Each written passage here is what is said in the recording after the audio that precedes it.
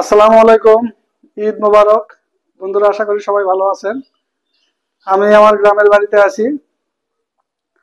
তো এখান থেকে একটা জিনিস আপনাদেরকে দেখাবো। আমাদের গ্রামে কুরবানি দেওয়ার পরে মাংস কিভাবে বিতরণ করে, বিশেষ করে গরিব মানুষদের জন্য যে মাংসটা দেওয়া হয়, এটা মূলত দেখানো। আর আরেকটা বিষয়, যে আমাদের গ্রামের মাটির বাড়ি, যেমন অনেকে, আমি যে এলাকায় থাকি বিশেষ করে বরিশালে, সেখানে লোকজন বলে যে মাটির বাড়ি হয় কিভাবে, মাটির বাড়িতে থাকি কিভাবে। তো মাটির বাড়ি কিছু দেখাবো আমাদের এলাকায়, গ্রামের। পাশাপাশি মাংস কিভাবে বিতরণ করে এটা দেখাবো। তো এই উদ্দেশ্যেই ভিডিওটা করা। প্রথমে আমি আমার একটু ছাদে যাই, সেখান থেকে গ্রামের কিছু দৃশ্য আপনাদের দেখাবো, যে আমাদের এলাকায় বাড়িঘর কেমন হয়, কি অবস্থা।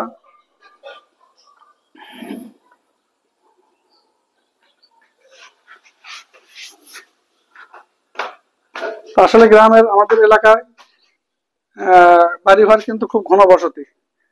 আপনার একটা বাড়ির পাশে আরেকটা বাড়ি, আরেকটা বাড়ি, এইভাবে কিন্তু বাড়ি। তো একটা বাড়িতে যদি ছাদে ওঠা যায়, বা মাটির বাড়ি তো টিন হয়, এই তো দেখতে পাচ্ছেন আমার পিছনে টিন।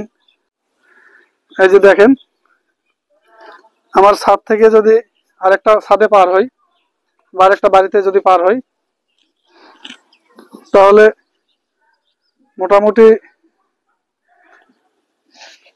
এই বাড়ি থেকে আরেক বাড়ি, এইভাবে কিন্তু প্রত্যেকটা বাড়িতে মনে হয় পার হয়ে যাওয়া যাবে। আমাদের গ্রামের এই অবস্থা। যদিও যদি ড্রোন ক্যামেরা থাকতো তাহলে ভালো করে দেখানো যেত। ড্রোন ক্যামেরা নাই, এই মোবাইল দিয়ে যতটুকু পারতেছি দেখানোর চেষ্টা করতেছি। বাড়ির ভিতরে একটা আমের গাছ, আমার চাচার আম গাছ, খুব সুন্দর আম ধরছে। আর এখন দেখি, চলেন সামনের দিকে একটু এগিয়ে যাই। আমাদের বাড়ি থেকে বের হওয়ার রাস্তা কি রকম, কি অবস্থা একটু দেখাই আপনাদের। আর গ্রামের রাস্তা কিন্তু খুব সরু হয়, মানে খুব চওড়া রাস্তা না।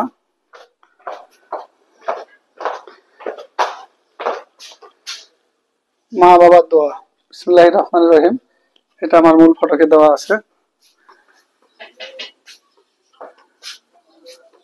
এই মূল বাড়ি থেকে আমার গেট দিয়ে বেরোচ্ছি, এই হলো রাস্তা, গেট দিয়ে। এটা আমার চাচার বাড়ি। এই এই সামনে একটা মাটির বাড়ি,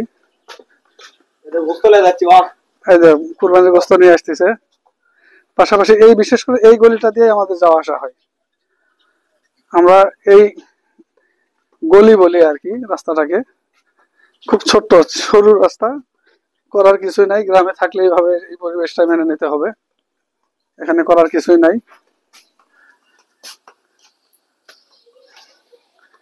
এই যে এইটা হচ্ছে আমাদের গ্রামের মাঝখানের রাস্তা। এই রাস্তাটা দিয়ে ডিভাইডেড হয়ে গেছে, এক পাশে এই ডান পাশে সরকার পাড়া, বাম পাশে পরামানিক পাড়া। এই গ্রামের মূল রাস্তায় হচ্ছে এটা।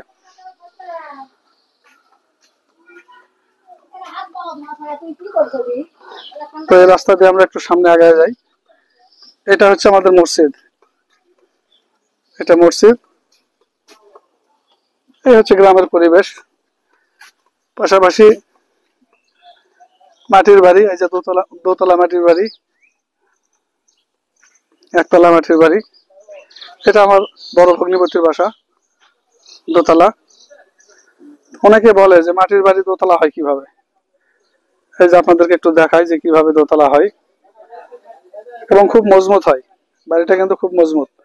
আপনারা হয়তো মনে করবেন যে মাটির বাড়ি মজবুত কেমন, তবে ইটের চেয়ে কিন্তু মজবুত বেশি হয়, এবং বাড়ির ভিতরে কিন্তু থেকে শান্তি। আর আমাদের এই যে এখান থেকে কুরবানির গরু বিতরণ বিতরণ করা হয়। তো মূলত আমাদের গ্রামের যে মাংসগুলো, যে কুরবানিগুলো দেওয়া হয়, এই এক জায়গাতে জড়ো করা হয় মাথা পিছু। এখান থেকে আপনার প্রথমে প্রথমে ওজন করা হয় এই জায়গায়, মূল মাংস, টোটাল মাংসটা।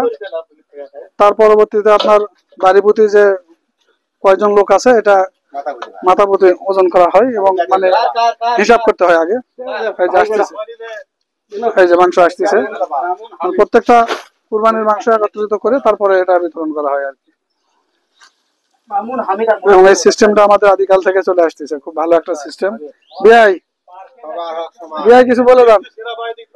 না, কাজের সময় সিরা গেঞ্জি থাকবে, এটা স্বাভাবিক। হ্যাঁ,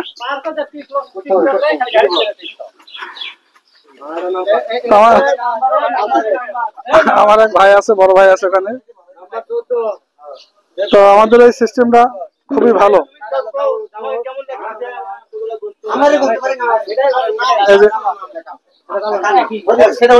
এখানে লেখা হচ্ছে কার কার কুরবানির গোশত আসছে। হ্যাঁ, কার কার কুরবানির গোশত আসছে এখানে লেখা হচ্ছে। টোটাল কয়টা হয়েছে? আচ্ছা, এখন সবগুলা মাংস আসার পরে ওজন দেওয়া হবে নাকি?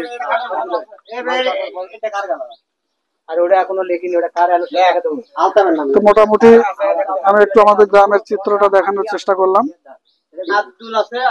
তো আপনাদের এলাকায় কিভাবে দেয়, কিভাবে মাংস বিতরণ করে আপনারা কমেন্টসে জানাবেন। তো সবাই ভালো থাকবেন ইনশাল্লাহ। তো আবারও ঈদ মোবারক, খোদা হাফেজ।